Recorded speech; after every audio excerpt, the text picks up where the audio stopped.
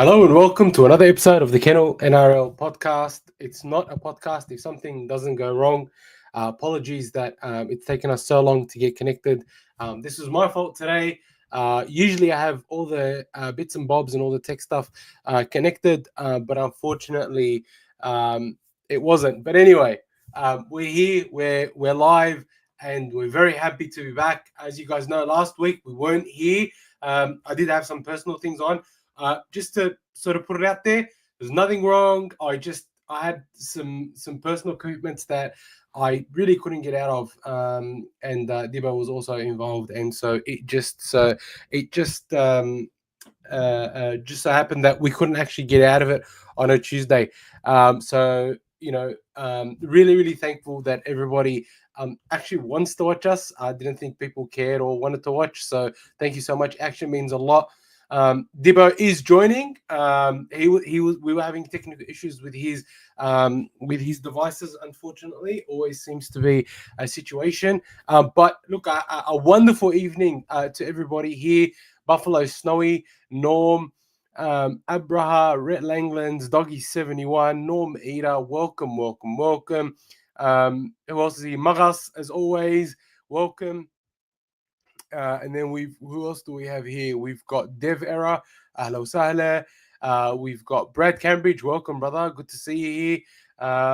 David Lau, thank you for having us. Bilal Abu Khalil, wa alaikum assalam. Sorry, I was late today, boys. We genuinely missed you guys. Dibbo and I were having a chat. We're like, wow, people actually give half a shit, and it was surprising. But thank you guys for the love. As I say, Dibbo will be joining us in just a second. But I'll tell you what, hasn't it been an absolutely crazy week of rugby league news? It's been a crazy week of footy. So much has happened. And we're here to talk about it all. And just before I go on, I'm going to bring in good old Dibbo. Dibbo, can you hear me and can I hear you? Yeah, I can hear you nice and clear, mate. Nice and clear. It's good to be back. Awesome to be back. I was just saying to everybody in the chat that we missed everybody. And Eddie, I swear I saw your name multiple times, and I thought I called it out, bro. You know we love you, Eddie. I look. I'm a redhead Libbo. Who am I going to be racist to? White people or to Arabs? I can't be racist to anyone. I'm in that sweet. Sorry, I discriminate against red-haired people. So sorry, I'm not taking that back. Oh, bro. Hey, do you know what I cop all the time is that if I don't know if you guys watched the Summer Heights High. Just for you, Norm. Just for you. Welcome, Jamie. Always as a legend, been a member for 13 months. Thank you guys for having us. And look, there is a lot to get into, but before all that, Dibbo, how you doing? And how's your week? And how was the week off from the podcast? Yeah, it's not good missing a podcast, I find. I feel like 2 weeks is a long time unless you're doing something on the weekend or something to do with the podcast. Probably a good week to be missed in your case anyway. Last week. Yeah. I think you put all your chips on the line and yeah. I wanted to rip into the doggies badly last week. I genuinely wanted to rip in so badly last week. You still get the finals anyway. That's one luxury you got, which I don't have. Well, I haven't had for a while, to be honest. But yeah. How was everything going? I know we missed last week. Wanted to quickly talk about, everything that sort of happened over the last couple of weeks and over everything that's been announced over the last week as well about the Bulldogs. And now there's a lot to talk about, but I want to start with the media, if that's all right, Dibbo. Just about how Buzz, Braith, a lot of the Fairfax media are trying to go after, the Bulldogs quite aggressively, and I think it's, interesting that these people, with all the stories that are happening in rugby league right now, the one story they're fixated on is the Canterbury-Bankstown Bulldogs, Lockie Galvin, Toby Sexton. And you know what? They can all get stuffed because when the Dogs win, they're all on the bus. And then as soon as the Dogs don't perform to their standard, there's an uproar. And so for me, you know, it's disappointing when they make the comments and they talk and all this stuff, but I think it's extra disappointing when the NRL takes notice of what they say and then act on it. So what we saw recently was that the match review committee didn't charge Critter for some of the face, hands in the face to Pappenhausen, but then after Buzz, the decrepit, the decrepit made a bit of a sook. The NRL went back and they sort of acted on it after the match review committee had commented. And, I think that's when it starts to get weird. It's like, okay, so where's the line? Are they going to be able to do these types of things when it comes to the finals? Can teams be affected by calls that are made after the match review committee makes a decision?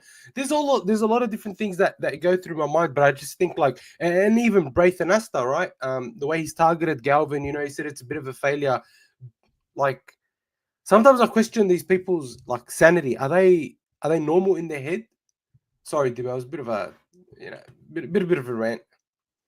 It's not a rant. It's clear as daylight why they're going after the Bulldogs. Obviously, because of Phil Gould. Phil Gould to them represents the enemy. Phil Gould is Sydney Morning Herald and Channel 9. He's also writes for or commonly what was previously known as Fairfax, the Fairfax papers. Whereas Fox Sports, Daily Telegraph, all those guys, that's News Corps. Everyone knows basically they're just causing drama, and if there's something they don't like or someone doing well for themselves and they don't get a look in, of course they're going to trash and be malicious. And I don't, man, they're a walking headline, those News Corp journos. They've all got some drama behind them. Like Buzz Rothfield, we all know the drama with Eddie Hasten and the gambling and prostitutes sitting on his lap. Paul Kent, we all know he ended up upside down on a tree. What else? I'll give you some inside info. His fate. Does everyone want to hear this? You go for it. It was me that released the footage. And he didn't release it on the Kennel. Can you believe it didn't release it on the Kennel? It was me that released the footage. Sucks shit, and I'm actually glad that happened to him. Since I was a kid, I never liked him. He used to openly print lies. Very malicious towards players. He's probably pulled up a bit now, but he thought he was above the law. Anyways, continuing on, there's something I do take offence to. I hope you're all paying attention. And what I took offence to was Buzz Rothfield comparing Lockie Galvin to Ethan Strange. Ethan Strange, fantastic player. His body's more developed. He's getting close to a finished product, I find. But Lockie Galvin, look at him. His body's got a lot of growing to do. He's got a lot more pace to gain, I find. A lot more strength to gain. Oh, mate, in a few years, honestly, probably even next year if he has a big off season, oh my God, honestly, I'm taking note of Lockie Galvin. How old is he, 19, 20? He just turned 20. Yeah, he just turned 20. Look at him. Look at his body compared to Ethan Strange's body. Ethan Strange's body is of a 7 to 10 year veteran. He's ready. He's ready for pretty much developed. Like Lockie Galvin is, once he puts on a bit more size, he's going to be extremely hard to handle. Talk trash him as much as he can. You know what? He's going to have a last laugh on me as well. Last laugh on me. Because unfortunately I missed last week. I'm not going to see my dad for the next 4 months. He does love his overseas travels quite often. So anyway, the night before, Elmo came over. I think it's before Elmo came over for a visit. And my dad was just, anyway, my dad just brought up footy to me and all that, and he actually brought up Lockie Galvin. He's like, how much did Canterbury pay for him? I'm like, I think 750 or 800. I go, I'm not sure, but let's say it's in that vicinity. My dad goes, well, they paid that much, but they're getting probably about half the value. We had a little giggle to each other. I go, imagine he stays like that for the rest of his contract. It was just a little giggle, But, and then my dad goes, look, he's just still young anyway, but, if it doesn't work out from the last laughs on them. But I know, and, at least my dad left the door open saying he's still young. He's pointing out that they've paid big bucks for him already. but the kid is going to have the last laugh on us. I'll tell you now. He's kept his head down. He's kept his nose clean. He hasn't gone about any dramas after moving over from the Tigers to the Dogs. I'll tell you now, I know the Dogs, they got the extra publicity and they probably won 60 or 70% of the games with him there, as to about 80% before he came. But sometimes you got to take a few steps back to go about 5 steps forward. And he's a player of that caliber. Whether he plays a halfback or not, I personally don't think he's a halfback. I personally think he'll end up in another position in the near future. But I do think he is. And I don't give a shit how much you want to, disagree. I'm an opposing fan. And I know this podcast gets opposing fans. I don't care how much you want to disagree with your own club bias. But that kid, he does have it. Been watching footy for most of my life, over 3 decades. I've seen him come and go. He does have it. He will get there. He will play rep footy. So you touched on something that he's not a halfback, and I think people forget, right, that this dude is a 20-year-old. He's playing 7, which is not his natural role. He's a 6. Oh, he's doing great. 7, right? He's not. I think he's taking it. Yeah, that's a whole. Look, the signs are there. The fact that he's, he was playing halfback at 19, now 20. He hasn't complained to his coach, I'm not a halfback. He's taken it on. He's given it a go. How many halfbacks at that age, they just flop and they're natural half, like they've played halfback their whole up there. This kid, absolutely, he's got up and gone again and again and again. And he don't forget the other thing about Galvin is that the whole process has been really tumultuous for him. He's come midway through the season, hasn't had a preseason. The Bulldogs are notoriously process driven. He hasn't yet had the time. He will have a big preseason to build his process. And a lot of people want to talk about Sexton and this and that. So let me tell you something about Sexton, right? And something about the Bulldogs team. This is what fans. Go for it. I just want to address the comments quick before we get there, because some comments I'll nail on the head. Some of the comments. So, he's going to grow into a locker fine or even a 5/8. That's what he's going to go to. Obviously there's Mitch Woods that are looming in the background, and I do see Mitch Woods as a first-grade halfback. I have seen him for the last year and a half. For me to suggest he will be a first-grade halfback, and he'll be a mighty good one. He's a dominating sort of halfback. He'll be a mighty good one. Here we go. So who's pointing out that Galvin's been woeful? No, he hasn't been woeful. He's having it a go. It's not regular rounds. And you know what? Whether he hasn't been exactly woeful, but I'll tell you now, he's only 19, 20 years old. Wait till he's grown a bit more, his body, and that he's going to be really hard to handle. He's going to be it. He is going to be it. And to be honest, again, I think people forget that when Sexton was at 7, firstly, it was an early part of the season where teams hadn't yet built their combinations, hadn't yet found their fitness. Sure, we had a step ahead. We were very, very fit. But as Origin came on, as we lost 5 players every Origin, right? This is what happened to us. We lost 5 players every Origin, and people don't want to admit that impacted our team severely, right? And our draw got infinitely harder, and people want to sit here and compare Galvin to Sexton, and people want to compare how Galvin's been to how Sexton's been. What I've realized is that Galvin has unlocked Stephen Crichton. So if you look at the way Stephen Crichton has now started to play, has now started to be able to inject himself, but also how Galvin is linking up on the right side with Critter and with Kiraz, for me, it's very clear that he's adding something to our attack. And no, it's not perfect. I'm not saying it's perfect. That first half against Melbourne was very frustrating. I just did not think that they clicked, but I don't think that was Galvin's fault. If you look at when Kurt Mann came on, he made a huge difference to our attack at lock. Salmon just doesn't have the same impact at lock, but we'll get into that. But what I feel from Galvin, playing with injury, still very young, midway through the season, he's playing a position that he's not meant to be playing. There's so many different things that Galvin, so many different factors that Galvin is currently dealing with at the moment, and making look easy, that people forget how young he is and forget what kind of cauldron he's actually walked into.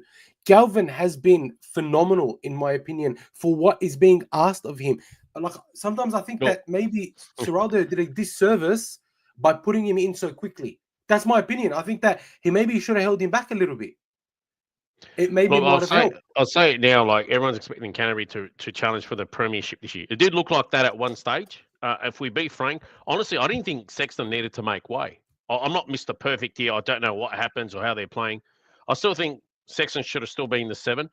I'm not even going to take the look at the fact, at his stats, sorry. The fact they were still winning. They play a style which, it doesn't reflect on the halfbacks' stats. Let's be frank here. I still think Sexton should have been kept at 7. They were still winning.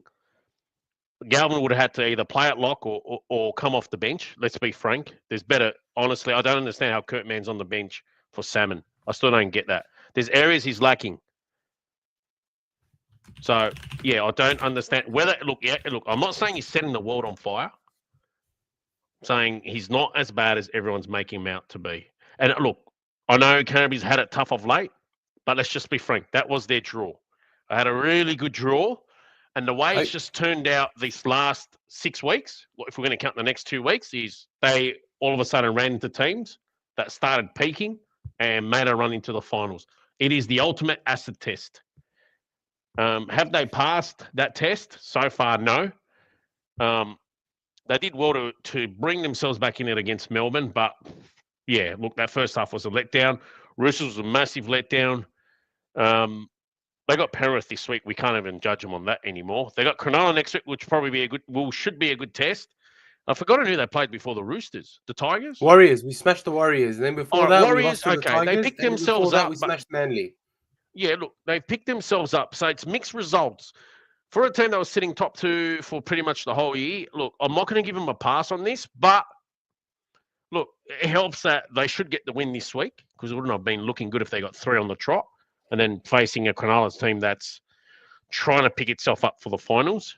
Look, it is the ultimate asset test. If they can knock over Cronulla next week, it really helps in the finals. I think we're pretty much resigned, Elmo, that you guys are either travelling to Canberra or to Melbourne. Am I right in saying that?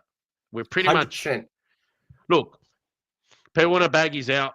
The fact that he's going to finish 3rd is quite the achievement in itself. Who cares? If we all think you overachieved, who cares? You got 3rd. Last year you got, 6th? Was it on the ladder 6th last year? Something like that 6th, anyway. Yeah, we came 6th, yeah. What was the year before? 14th? 15th? 15th. It was a late season surge. And the year before that, I think he's avoided the wooden spoon on for and against. Am I right? And then the year before that, he's got the wooden spoon. Yes. People can crap on years and say, he's been the most active in the player market and he's done the most signings and the most headlines. Yeah, so what? You did. But where are you now? 6 and 3rd. It's a hell lot better sitting 12th year in, year out, I'll tell you now, and saying, we didn't buy players. All right. So I want to address everything you said. I agree with 100%, right? Do I think that we failed the test so far? I think that the Roosters game was a big letdown, and that was probably the most disappointing loss. I'm going to fail yous on that, and I'm going to fail yous again off. Yeah, anyway, I like being harsh on you guys. I'm going to fail yous on fine. Melbourne. I thought we were the better team against Melbourne, and I will back that up in a minute.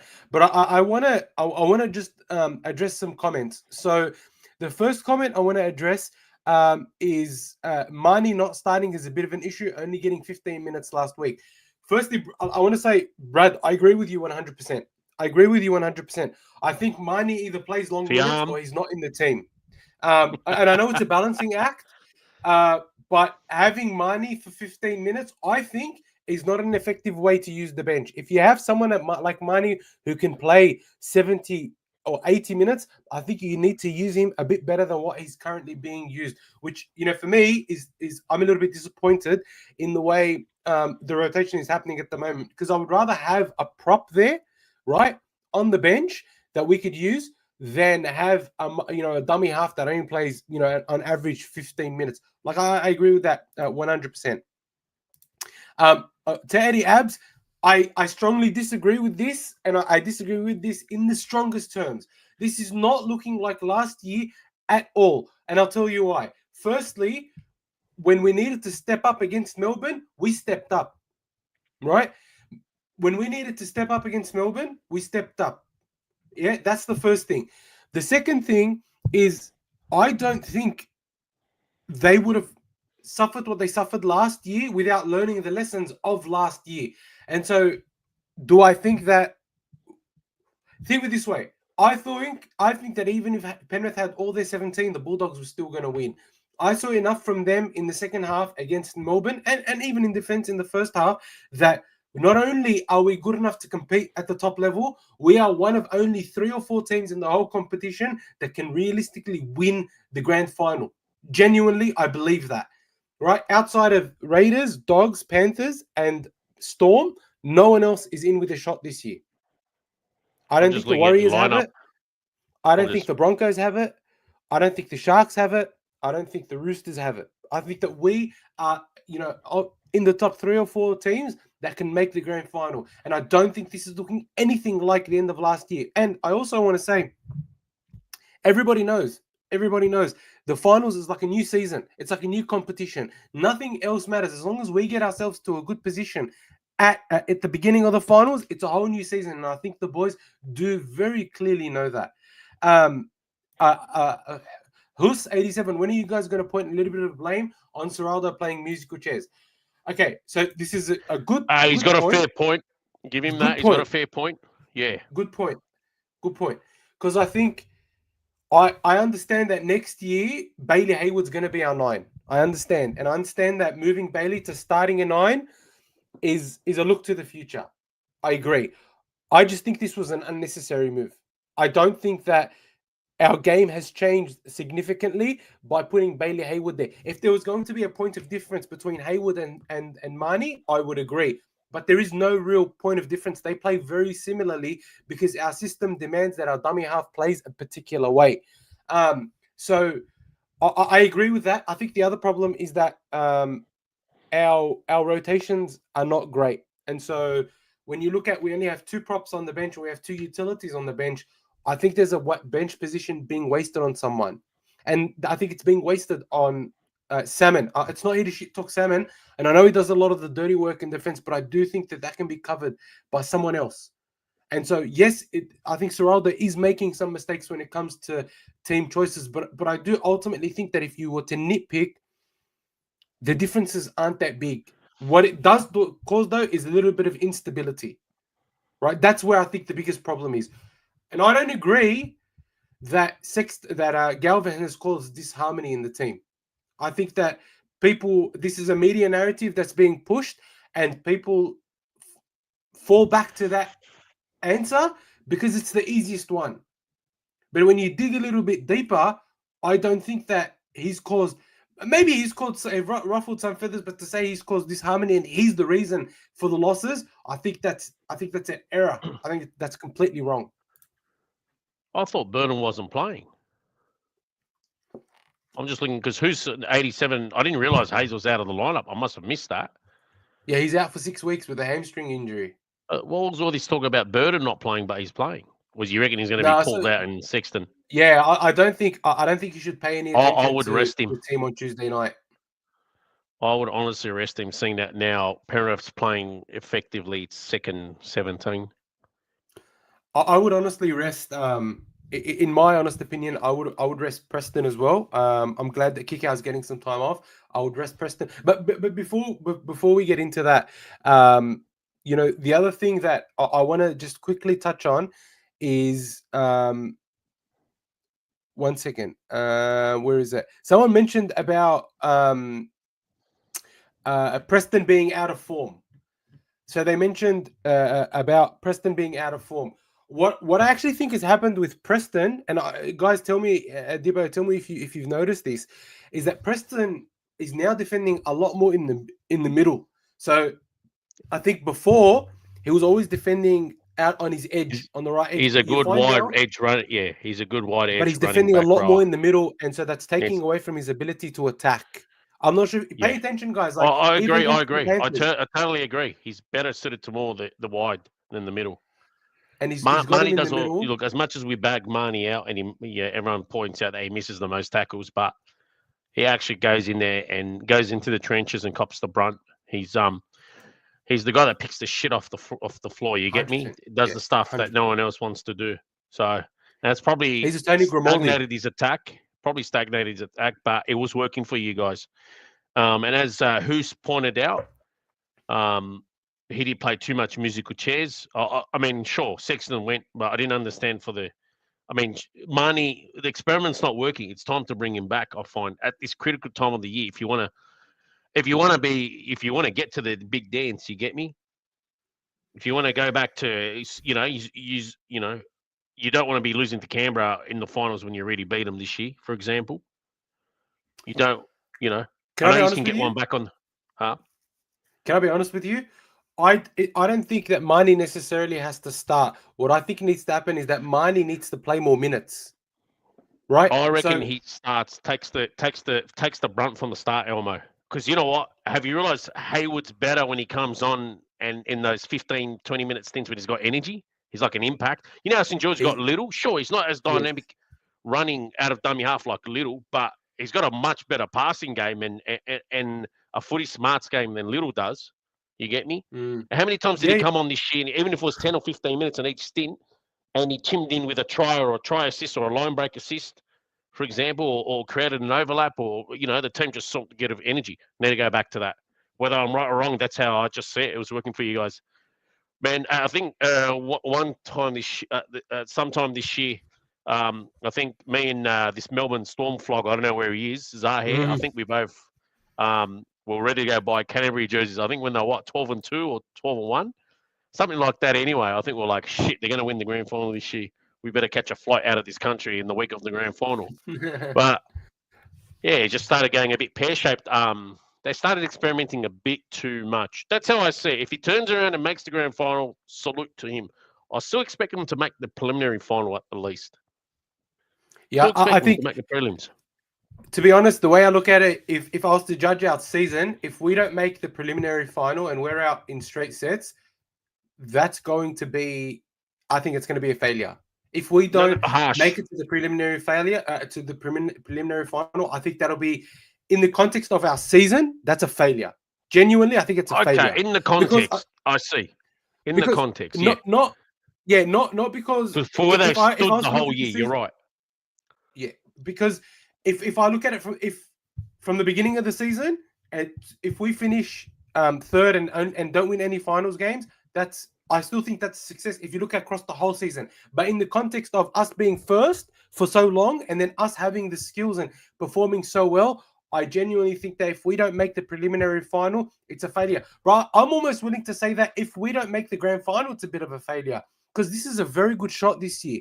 I think this year we've got more of a shot to make the grand final than has been possible the last few years. Don't you think they're ahead where you would have expected them to be a couple of years ago? Yeah, but that's me. That's me in 2023, not me in 2025. What does Elmo 2025 think? Elmo 2025, and guys, let me know.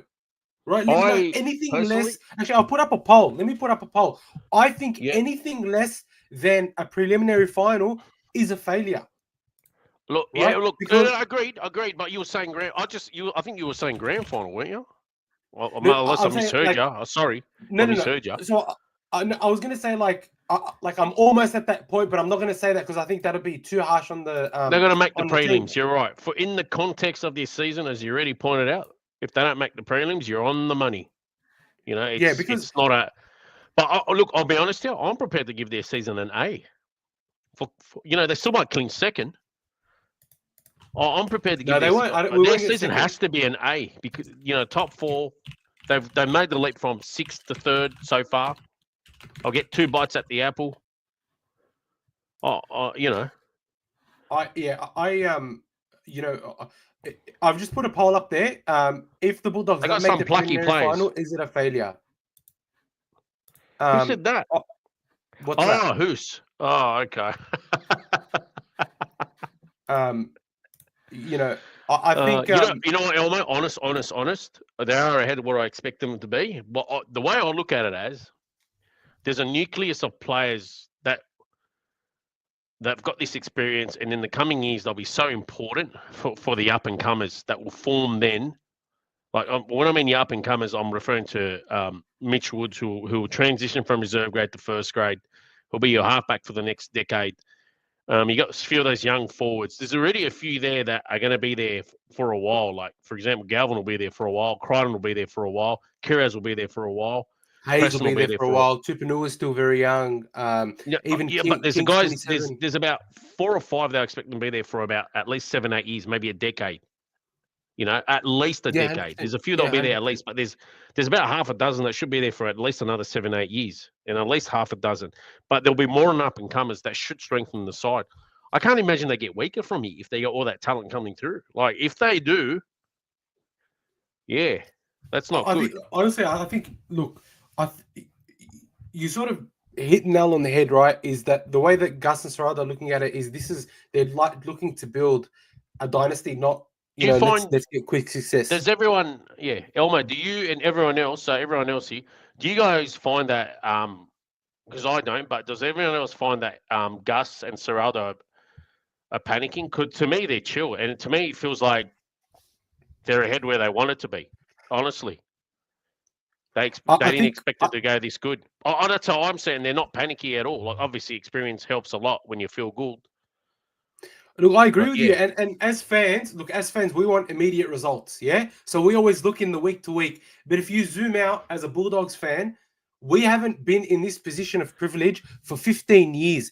The last time we finished in the top 4 was 2012.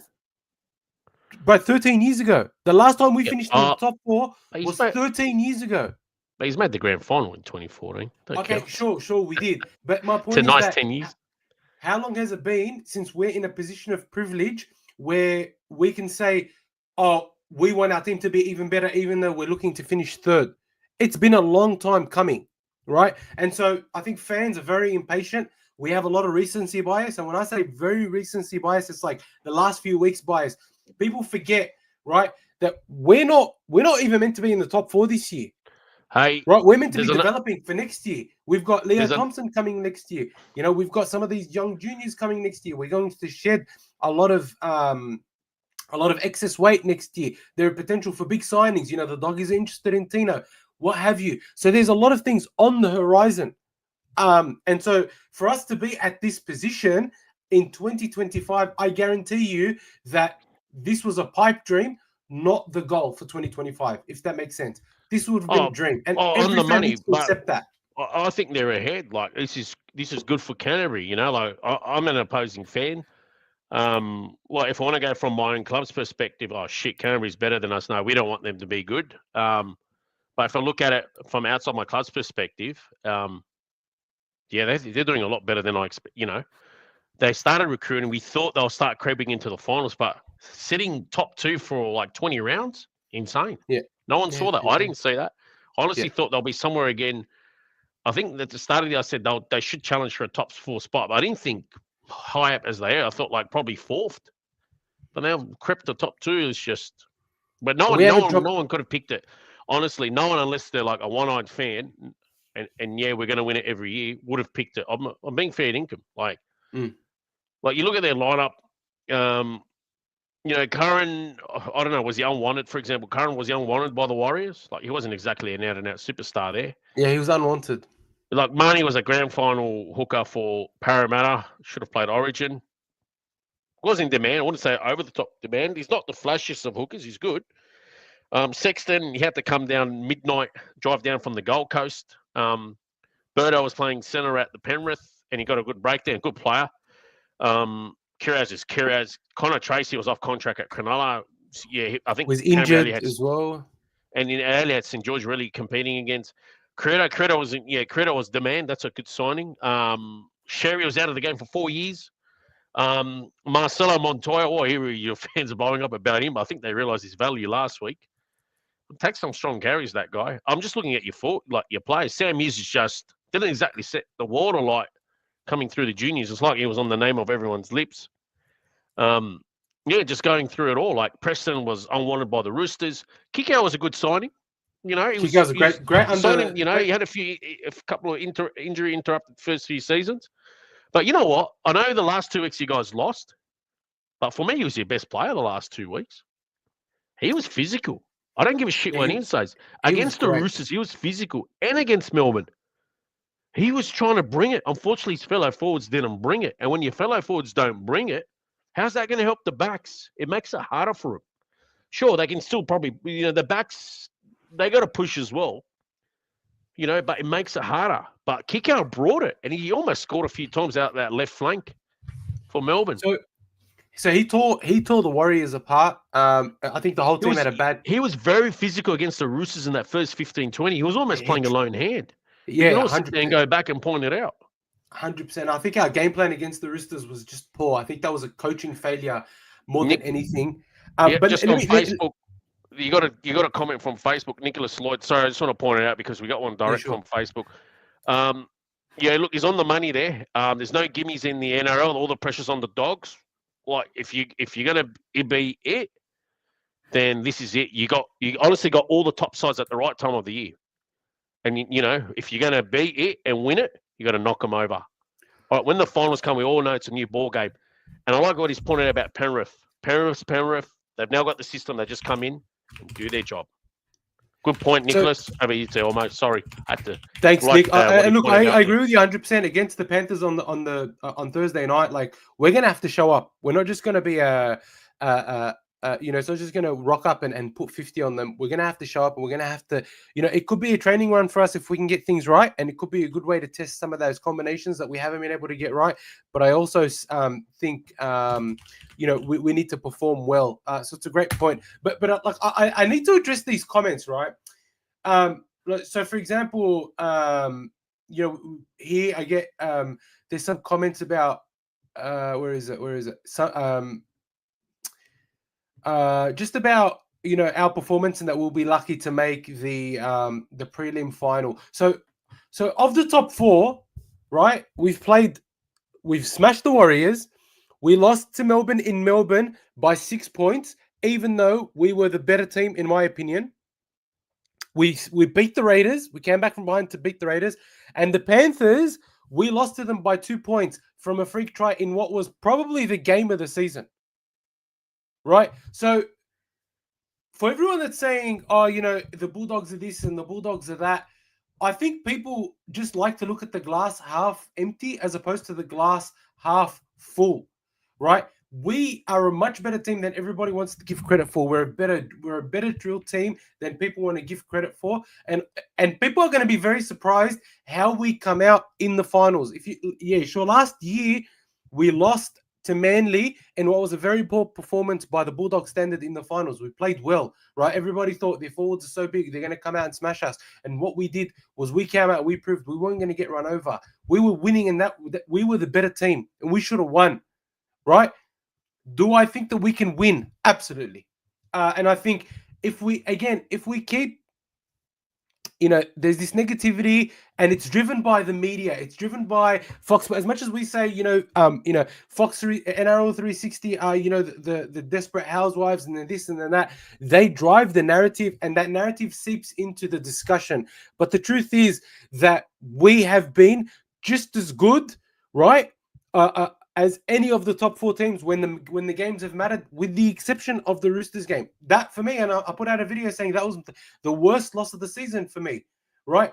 But other than that, I think that the Bulldogs are on par with and can compete with the teams that will truly make a difference. And that's the Raiders, we've beaten them. The Storm, we lost to them by 6 points. The Panthers, we lost to them by 2 points. I have no doubt in the world that come finals, we'll be there in a prelim. And I think people need to really, really analyze just how the Dogs have performed, like against Melbourne. Let's talk about the Melbourne game, right? Let's analyze the Melbourne game a little bit quickly. I want to share some stats, right?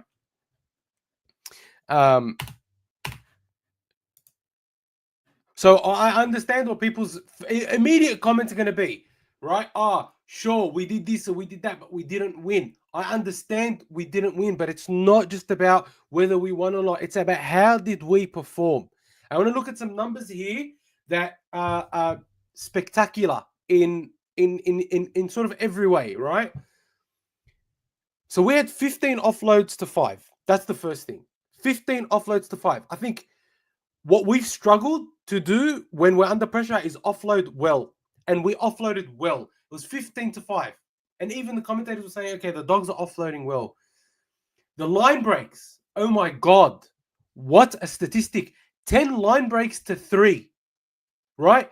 10 line breaks to 3. We were the better team and we should have won that. So the ones Kiraz knocks it on, unfortunate, that's fine. Hayes, unfortunate, but that could have been a try. The Critter one, if the rule hadn't changed, that would have been a try. There was another one, I forget, which also could have been a try. The Montoya one where he kicks it in or passes it instead of putting it down. What were you doing, brother? You're a big boy. The whole point is you're a big guy. Dive over. You could have scored that, right? There was some lapses in defense where they scored against us when they only had 12 people. That for me blew my mind. But we were the better team in so many aspects of that game, right? And I understand we didn't win, but we took it to the runners-up from last year, the team that everybody said is the automatic winner, the team that everybody says is going to win by default, right? Given that Panthers were coming last at a point, we took it to them well, and they had to play at their best in defense. Like there hasn't been a single game this year where Melbourne had to defend like they did against us, right? I think that what Ciraldo was doing is he's getting the boys peaking at the right time, right? He's getting, sure, we've lost Hayes, and I think that's very disappointing that we've lost Hayes. It's very disappointing that we've lost Hayes. But the fact that we've got Tupanua back, the fact that we've got an easy game against Penrith this week, the fact that we perform when we need to perform when the pressure's on, I'm without doubt very excited about what we can do this final series. The Roosters games and Tigers games were very, very bad, but we're not going to perform like that in the finals. We're not going to perform like that in the finals. The one thing we need to do is cut out the errors. Our problem is the errors. So 14 errors to 8. We need to fix that up. But the type of game we played, I think, matched well up against the Storm. We weren't dominated in any aspect of the game, thankfully. Like, missed tackles were the same. It was just our errors and our completions. We even had better possession than them. So, yeah, what I think we need to do is just continue to play footy. That's it. Just continue to play footy. I want to answer a question here. So Peter G is asking, Elmo, do you think that we win prelim against Storm in Melbourne in week 1? Yes. I do believe that we can beat the Storm in week 1 in Melbourne. I think that, last year when we were still pretty bad, we went down there, we lost to them by 2 points in the 78th minute. In 2023, I'm pretty sure we went down to Melbourne and beat them in Melbourne when it was just, Ciraldo's, second or third game in charge. We actually have a decent record.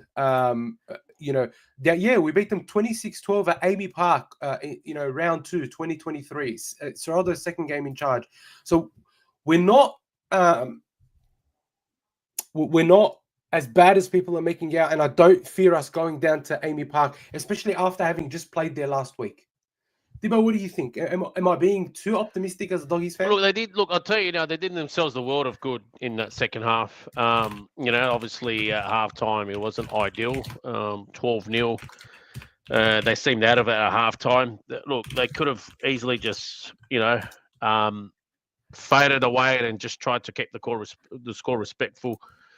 But they did. They actually did better than probably. They even probably surprised themselves. Like, they got within a try. They actually blew a few tries. That visit down to Amy Park would do them the world of good. They know where they stand. They know where they need to be better, and they know what they can be capable of. So there should be no. Look, Melbourne's imperial in the finals. We all know this. Somebody posted out a stat today. I think Melbourne in the last 10 seasons, 8 out of the 10 seasons, have finished in the top 2. Once they finished 3rd and once they finished 5th, which was right after COVID. And when they get the ball moving in the finals, like you see that style of football that Melbourne plays, it's just relentless. It's well drilled. Bang, bang, bang. Before you know it, you're down 16-0 and you're scratching your head like, geez, what did I do wrong in that half an hour? They just never let up. You know, they got that high octane, never a non-stop style. They've played that style under Bellamy for about 20 years. You know, it does not stop. But yeah, honestly, it's good they went down to Amy Park when they did and came back only losing by a converted try. Especially after that first half. So, you know what? There's no reason to fear. They're going to go there and give it a go. They can't just sit there and and do these handshakes. Go and give it a go. Don't die wandering. You win, fantastic. You lose. If this is the first week, they know they've got a chance behind them. So and whether they're playing first, whether they're playing them or Canberra first up, regardless, even if they're going to We can beat Canberra. GIO, We've seen it. Yeah, they've already beaten them there. Canberra. You I would love know, them to they're play already beating Canberra. them there. They need to go again. I reckon Canterbury's better. Like for me, Canterbury is. I find they're better off playing Canberra than Melbourne first week. That's how I see it. But you know what? It's probably better they get the acid test first up. You get me? Because when I mean the acid test, I mean Melbourne. If they can overcome Melbourne in the first week, oh wow! Because then it means Melbourne needs to go the long road and then play Canberra in the prelims, and you guys get the rest, whoever the rest is. You know, if you play Melbourne first week and you lose, at least you know if you come back the next week in a home game and get the chips there or the biscuits, you know you then got Canberra in the prelim as opposed to Melbourne. I still think that you guys are better off playing Canberra as opposed to Melbourne. That's what I see anyway. Just styles complement each other. Look, maybe I'm not in the right saying this, but maybe I've been tricked by that second half I saw against Canberra when you guys absolutely demoralised them. But I don't know. I just feel like Melbourne's got a better calibre of players, a more relentless style of players than Canberra does. I feel like you can overcome Canberra. He's already did this year. Yeah. Look, my only fear with Canberra is that they have a lot of speed and we don't, and we can't match it with them. Whereas apparently Sevilla Tamale is back. I thought my eyes deceived me. I thought he was out for the year. That is insane. Yeah, he's back after a pec injury, and Savage is out for the year. I feel so bad for Savage. What happened there? He did his shoulder. I think he did his AC joint or something. So what happened? Did Ricky Stewart do a voodoo doll dance, knowing that Tamale was coming back, so his son could stay in the lineup? Mind you, look, his son doesn't. Look, I tell you what, his son's done admirably. You know, he's nothing spectacular, but he's done admirably. Well, I do want to give a shout out to two players that I think made a big difference against the Storm. Obviously, we've mentioned Hayes and Kiraz. I think they are, without doubt, our most consistent, best players week in, week out, alongside Critter. There's no doubt. And the two I need to point out are Kurt Mann and Satili Tupanua. Kurt Mann needs to start. Start again. I can't leave Mann's on the bench for Salmon. I don't give a shit. Fight me all day. Who wants to fight me? No one, because every Doggy supporter agrees with you. Every Doggy supporter I speak to thinks that that Salmon has photos of Seraldo in a compromising position or in a compromising pose, because there's no other way that it doesn't. I don't think anyone cares about. Remember when?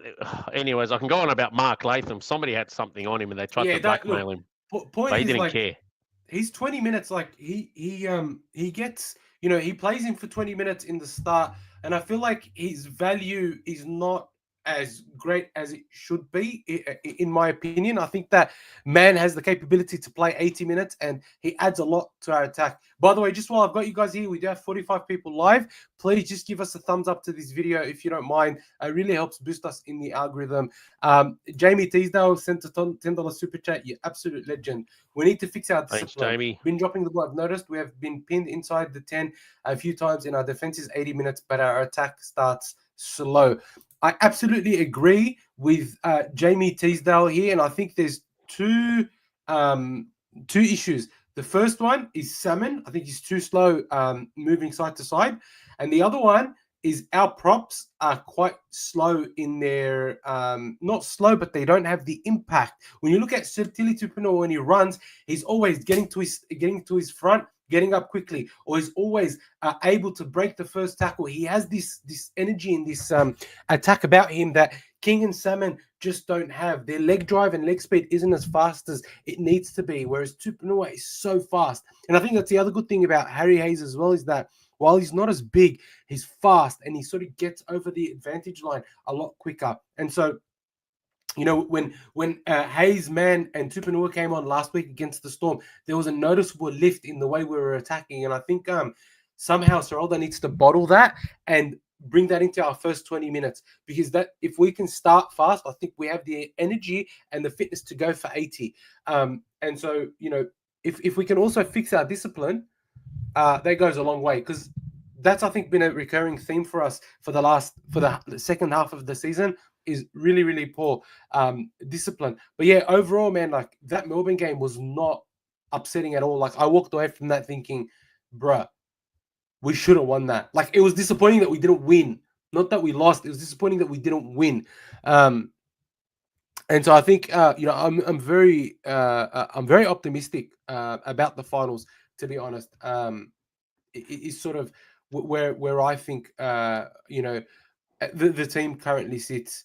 But yeah, look, I think that's sort of my views on the Storm game.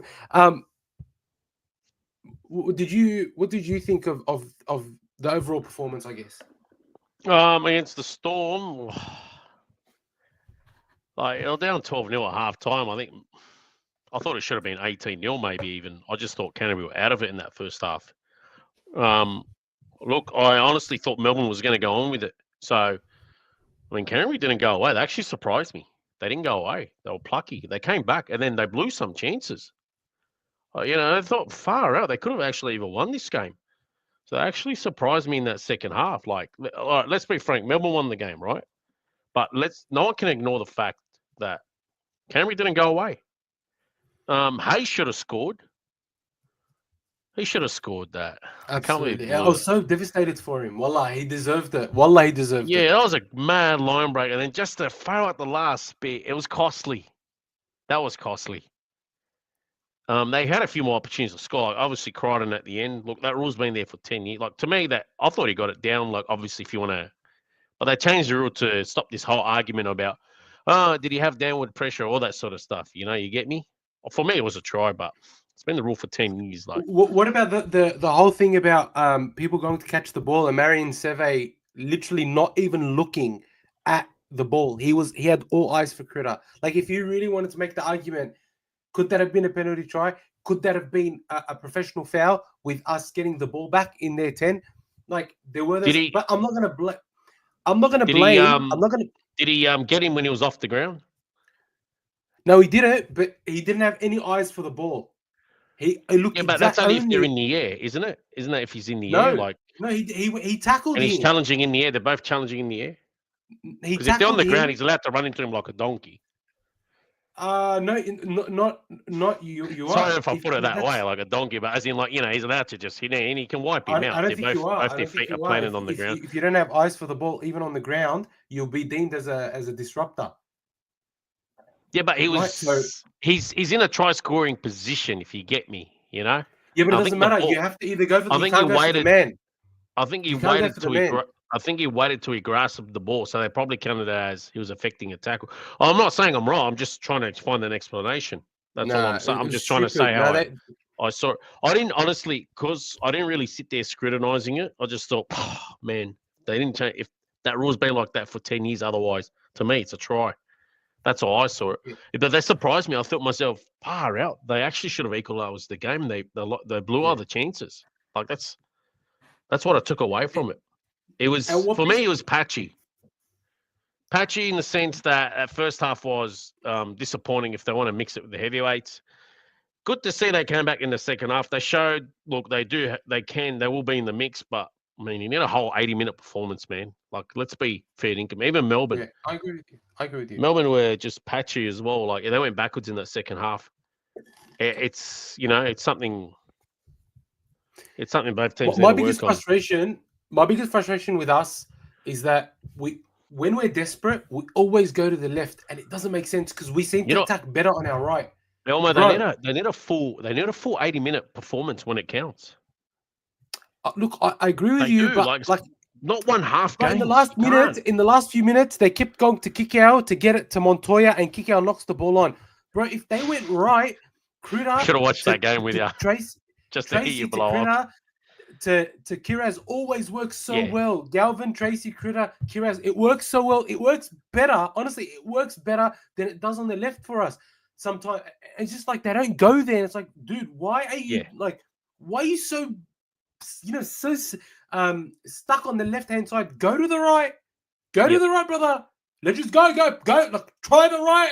Like, why is fixated on the left? I was screaming my head off. Like, bro, they go to the left. Like, go to the right. What is wrong with you? I swear we could have scored if we went to the right. Anyway, point is, it's fine. We played very well. I wasn't disappointed with that performance. I will say, though, Galvin needs to learn how to pass out the back. Galvin needs to learn how to pass out the back. If you really want to get heated, there's someone in the comments waiting for you.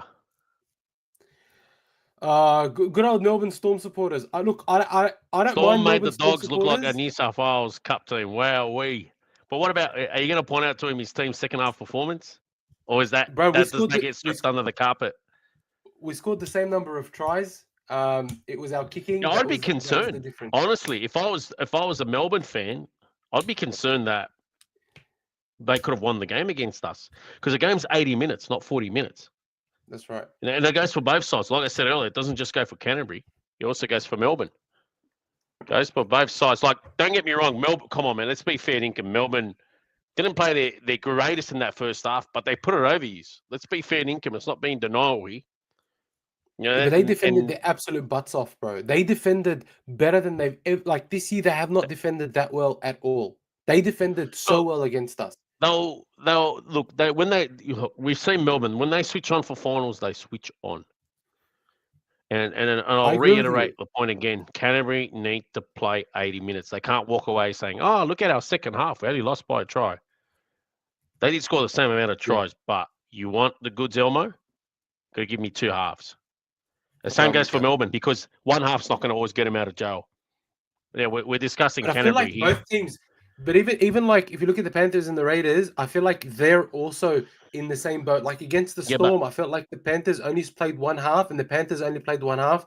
And even the Raiders against the Panthers, I feel like they only played one good half, and that was the second half. So like I get what you're saying. I don't disagree. I'm just pointing it out. Can we give Melbourne their dues? They've given us 20 years of excellence.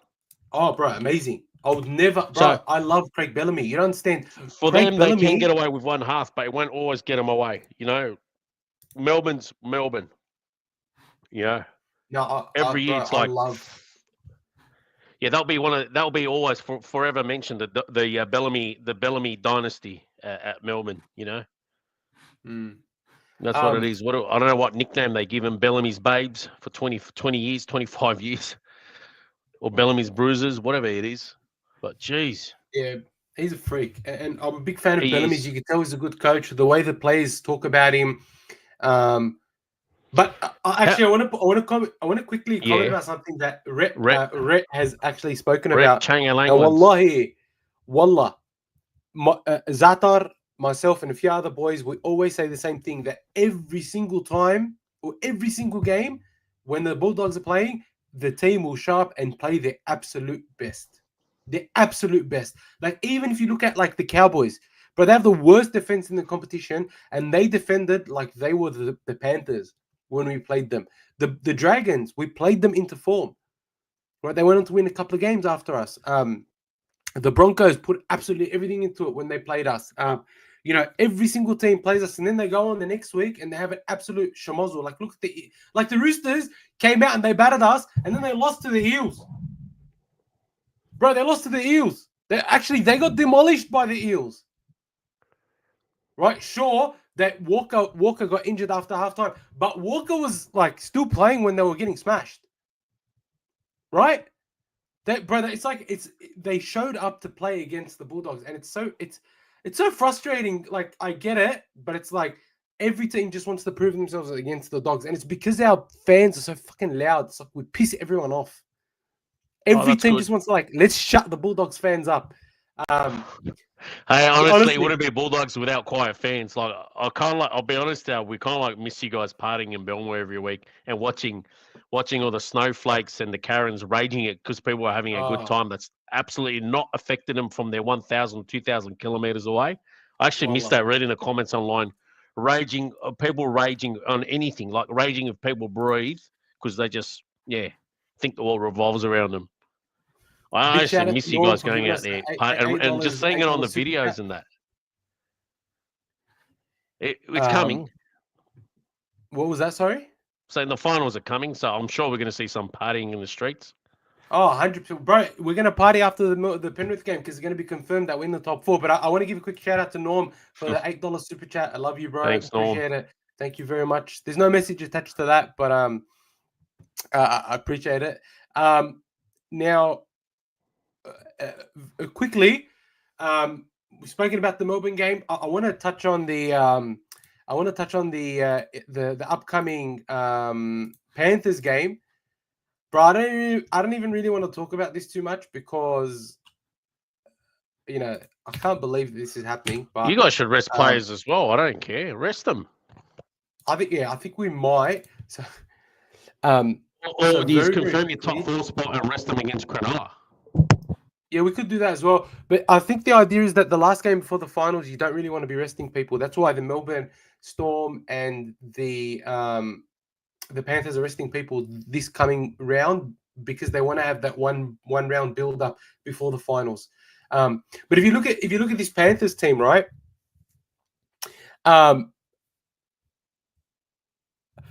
They've literally named a whole different 17. Yeah, far out. Tiam, $8 super chat. Go Dogs, Panthers by 40 though. I think it was a typo. I think it means Dogs by 40. But you know what, man? Look at that team. Like Jesse McLean, Paul Alamotti. Who else we got there that could push for honours into the final 17? Summerton, Cole.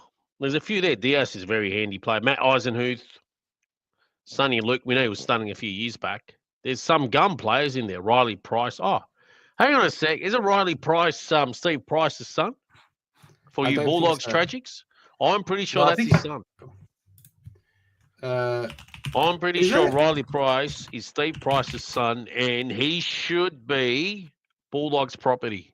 And not now in a few years. You guys should get back what is yours. Should get back your bloodlines. Yeah, he is. You're right. Get back your bloodlines. Yeah, he is. Yeah, absolutely. Yep. Wow. Oh, well.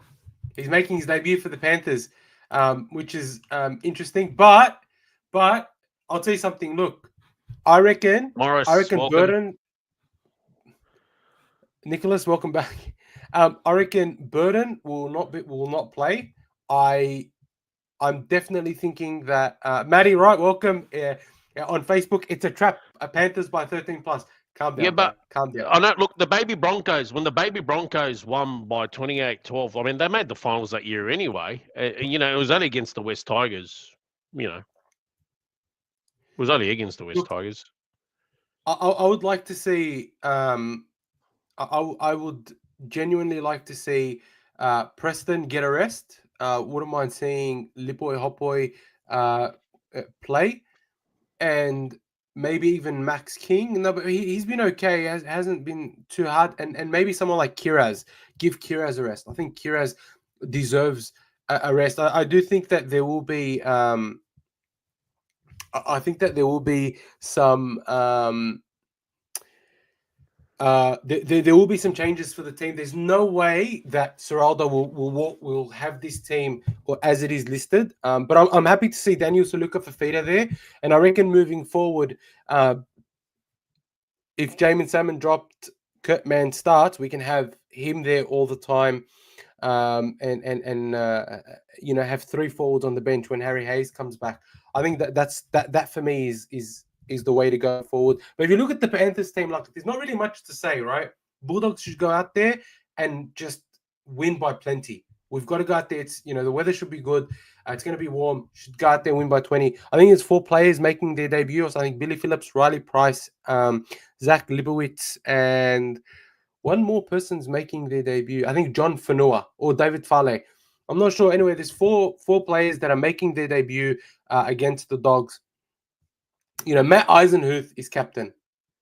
I think that says everything that you need to know. And so the Bulldogs really, the core team needs to be there. I think we need to work out what our attack looks like. So Connor Tracy, Critter, Burton, Galvin, and Haywood need to be there. Even though I think Burton won't play because he did tell Sattler and Webby that Burton hyperextended his knee and he will be out. So I'm assuming that Sexton will come in for Matt Burton. Or does Kurt Mann go to 6 and Moran come onto the bench, or someone like Lipoi Hopoi, for example? I would love that. But I don't know if I don't see what's wrong with playing Kurt Mann at 6 either, because he used to play there. Yeah, look, I think Kurt Mann could do a stellar job. What a player to have! Kicking game. What a player to have! He can kick a ball. What a player to have! Yeah. Far out. Yeah, interested. Josh Curran's back at 11. I'm very interested to see how he's starting at 11. I'll tell you what though, I do want to see Preston move to the left. If you remember earlier in the year when Kikau was injured and Jacob Preston was playing on the left, bro, he was playing out of his skin. I honestly think he's more suited to the left than he is at the right. Well, so I'd love to see. I just find that Kikau is so good on the left. Like, it's hard. He's great. He's great. And Preston does a great job on the right already. He does, but I reckon Preston's better on the left, and he actually started on the left. Right. I reckon he started on the left, so I'll be interested to see if there are any changes there as well. But look, ultimately, I think the Dogs win this 13+. First try scorer, if he plays, will be Jacob Kiraz. I'm going to go Dogs by 20. Exactly 20. Dogs by 20. That's a very, very Penrith good proved me wrong. Well, it's Penrith, so. Yeah, it would be interesting if they do. But I think the Dogs will come out. What's it called? They'll come out pretty hard. Just quickly, Mookie, can't wait to see you all crying come finals time. Hey man, we've been talking about this for the last half an hour, 40 minutes. Mookie. I think the Dogs will be good. Mookie, who do you support? Let me guess, you're a Tigers supporter. I'm telling you, they're always Tigers supporters, bro. Dragons, please be Dragons. Anyways. They're always Tigers supporters. I think Mookie. It's a bold move, though. What do you think? What do you think, Dib? Do you think do you think it's the right move by Cleary? Well, Mookie must be a Broncos fan. Sorry, I think it's look. Honestly, I'm not gonna look. Cleary's played 5 grand finals in a row now. They know they left their run late, and they played 2 Titanic. They had 2 Titanic games the last 2 weeks, Elmo, and they lost by. They lost by a golden point in each one against 1 and 2. Yes. 1 and 2. You get me? Doesn't that tell you Penrith's in the mix? Even though they'll finish, even though they're going to probably finish 6th or 7th, doesn't that tell you they're in the mix? 100%. It's phenomenal. They've been losing players literally for the last 5 years. Good chunk of plays every single year. They didn't have that slow start, injuries at the start of the year. They finish well in the fall. There's no doubts about it. They know that if we're good enough, we'll win it from anywhere in the top 8. They know that they have to play a sudden death every week. You know what this reminds me of? How about guess which side this reminds you of, guys? Who can pick it? Come on. The Dragons in the 60s. No. There's a team if Penrith side makes the grand final, which side does this side remind you of that finished low in the top 8 but made the grand final and also went on to win it? Come on, for you Bulldogs Tragics, don't let me down here. Jeez, the Crickets are just look. It's Crickets. Thank you, Eddie, and thank you, Norm. 1995 Canterbury. They were actually a champion side. Mm-hmm. They made the grand final in 94. I think they were the minor premiers that year. They just capitulated at the wrong time. They lost in the grand final. They didn't capitulate. It was a red-hot Canberra. 93, I think they might have been minor premiers in 93, so I'll take that back. Made finals in 92, I think. But it was, you know what? And then Canterbury, they scraped in the finals in 95. They finished 7th on the ladder, but everyone that was watching back then knew they were a better team than 7th because they had the players. They had the players to go all the way. And every week for Canterbury in 95 was a sudden death. If you remember, they knocked over St. George in the first week in the quarterfinals in a classic. And then in the following week, geez, I forgot who they beat in the following week now. It's just escaped my mind. Anyways, they won their next 2 weeks and they went into the grand final and they absolutely ambushed Manly. They beat Canberra. I forgot. They ambushed Canberra in the preliminary final, if you remember, in 95. That'd be so sweet if we're versing Canberra in the prelim final. It was 19-6 at half time and it ended up being 25-6. And Canberra was equal first that year with Manly. So they ambushed second and then they knocked over first in the grand final. They ambushed first in the grand final. You know, Jim Dimmy got your man of the match in that grand final. Yeah. A young Steve Price scored in that grand final out wide as well. You know what pisses me off about that grand final is that it's not technically counted as the NRL era, and so no team outside the 8 has won it, even though the Bulldogs did it themselves. Which, but can I argue? Can I argue something? You had teams from interstate in '95. I'll argue this. You did. It should be considered NRL era. I'll tell you why. I agree. You had a team from Perth. You had a team from New Zealand. You had a few teams from Queensland. So remember, you had the Western Reds. You had the South Queensland Crushers, the North Queensland Cowboys, and the Auckland team. So you had a few teams in Queensland. You had a team from New Zealand. You had a team already in Canberra and Newcastle. So you even had a team solely from Wollongong at the time. And you had a team in Perth. So that should be considered NRL. It was actually harder. There was 20 teams to win. Or it might have been easier, but for me, 20 teams, it diluted the talent. So it probably made it harder for you guys to win. 20 teams. For me, anyway. That is, I don't care. I argue that all day, Elmo. That should be considered. I honestly thought. They got to roll it back to 95, not 98. I reckon you could go back to 91. No, let's go. Look, you can go back to 88 and say we had interstate teams, or even 82. You had Canberra in there. No, 82. But for me, 95. 95, because you had the Warriors, and then you had a team in WA, and then in the following years, you end up getting the Adelaide Rams, for example, and the Hunter Mariners, based in Newcastle. How good would it be to have another Adelaide team? Anyway, I don't want to get into that. I'm honestly, I always they will get there. They will eventually. I'm so excited, bro. I'm so excited to see the Bears come. I can't wait till they get their first sign. And bro, I still can't believe they signed what's his name? Who's their coach again? What's his name? Mal Meninga. I still anyway. He's just there to make sure it's good in its transition in its early period. It's just there for stability. Because Mal's been around the game for 6 decades. Mal's 65 now.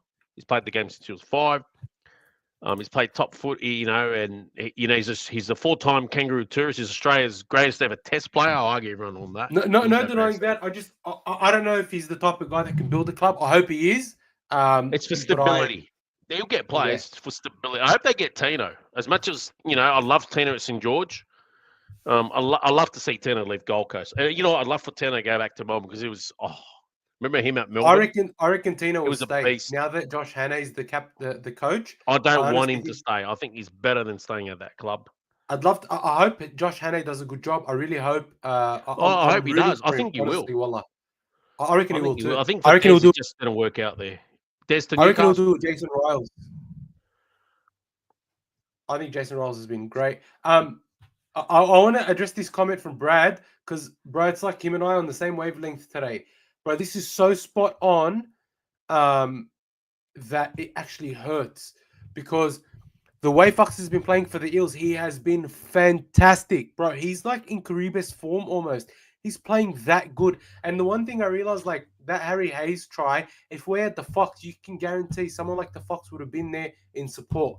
We lack that extreme pace. We lack that blistering speed in the back line. And I think like not having the Fox has really shown how slow we are. Like, unfortunately, Jethro Rinikama is not fast. He's not the speedster we're looking for. I think we're going to need a speedster, and whether that comes in the form of winger or a fullback that replaces what's his name eventually, Connor Tracy. I don't know, but we need speed. It's definitely important for us to have speed, and I think we miss Fox a lot. I think he's been so good for the Eels, and he's been such a good leader for them recently. But yeah, on that, I think it's pretty clear everybody's gonna everyone's got the Bulldogs winning, and look, if the Dogs don't win, bro, it's gonna be very embarrassing, and I don't think we'll be able to live it down, to be honest. I don't think we'll lose. I was going to go to the game, but I don't know. I'm weighing up whether it's worth going to anymore. Nicholas, good to see you back. What? Just go there for a good time. Yeah, but I don't know. Mo Gannon is saying, can we talk about Tracy at the back? Bro, I agree Tracy with you. At the back. It's like he's going to have a perfect game every week. It's not about having a perfect game. You can tell that he had a dropsies at the wrong time, but yeah, he'll go good. He had the dropsies. He lacks a bit of speed. I feel like he's coming back. He hasn't, like, since that Penrith game, I feel like he's been very off. Genuinely, I feel like he's been off. And I think, like, can we win a grand final with him at the back? Sure. Will we be a much better team with a fullback that has speed and is better, that is a more natural fullback? I do think that it will make a big difference to our team. Look, when he's I'll tell you now, when he's smoking, you guys are smouldering, and it showed. He wasn't obviously smoking in the last few performances, and it really hurt. But those games where he was smoking, wow, your whole team was smouldering. Like, I'm with you, but and your forwards went missing. There's a few there. Your props and him. Oh, if they get a roll on.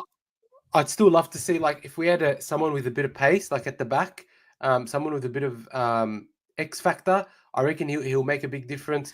Mo, I tend to agree with you. I think they maybe brought him back a week early, so it could just be that he's playing with discomfort. So go, Mookie, who knows? go. But I really want to see him spiking things up in the comments. No, you're right, bro. I'd really would love to see him come back to to his full form, because I love Connor Tracy. What he's done for the team has been incredible. He's a bargain player. So, but I don't know if he stays beyond 2026, because Tiam is asking, isn't Pappenhausen available? He will be available from 2027. Whether he goes to Rugby 360 or he re-signs with the Storm, I don't know, because don't forget, it's looking like the Storm are going to let Munster go to the Bears, right? So that's pretty surprising for me. And so if they let Munster go to the Bears, then Pappenhausen will re-sign, I think, without a doubt. Can I ask, where's this Rugby 360 going to be based? Apparently to Saudi endeavour. It won't last more than a season or two. The people there do not like rugby. They are huge on their soccer. Everyone will get a nice paycheck for 1 or 2 seasons. And lucky if he even gets to a third, and that's it. Honestly, it's a waste of an exercise. Sure, there's money, but the locals there might be TV deals, but then it'll die in the ass, man. It will.